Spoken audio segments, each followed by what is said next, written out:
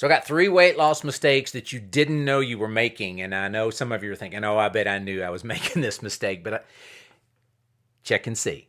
You ready? Number 1 is you're ignoring the obvious. And I get this from folks. It's not uncommon.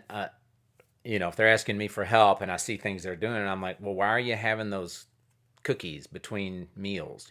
Why? Or they're like, well, I'm just putting a little cream in my coffee. Why? You don't need cream in your coffee. I'm just having 1 cigarette. And that's what it's like when you are allowing something that you have absolutely no need for, right? Dessert. I'm just going to have 1 dessert. That should be obvious that you're going to do better if you'll just pass on that. But you're like, well, but I'm doing so many things well. Do that well too. Don't leave that one out. Let's go ahead. Are you serious or not? If you're serious, and it is a little bit like, well, I'm going to quit smoking. And you're like, well, I'm just smoking 2 cigarettes a day. Is that better? Yes. Is it acceptable? No. Don't do it at all. But I hear you saying, well, you got to eat. Well, you don't have to eat dessert. Okay, so the things that are obvious, stop it. Okay, that's number 1. Number 2, even a bigger surprise for you is probably this one. Avoiding hunger. So many people think it's wrong to avoid hunger. And one of the reasons for that is because they're so used to eating when they're not even hungry. They're like, well, surely if I'm hungry, I should eat because I'm used to eating all the time. Now I'm at least feeling a little hungry. That is better. But it certainly doesn't mean you need to eat, particularly because that's when the magic happens. You have been used to eating for a 200 or a 300-pound person. Now you're eating for a 150-pound person.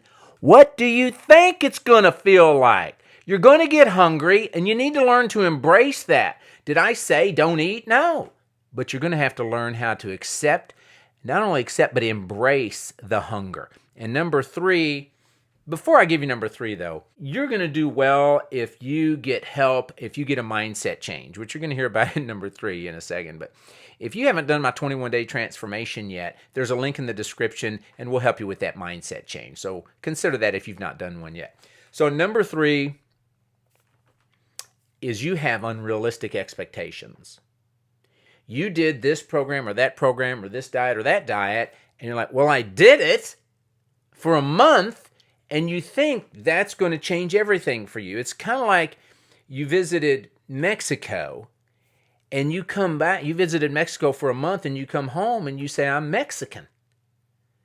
No, you need to stay longer. You do need to become Mexican. That's the point. You just went and kind of experienced, I'm living like a light person. No, you need to become that light person. It's a mindset change more than your activities changed. Train your brain and transform your body.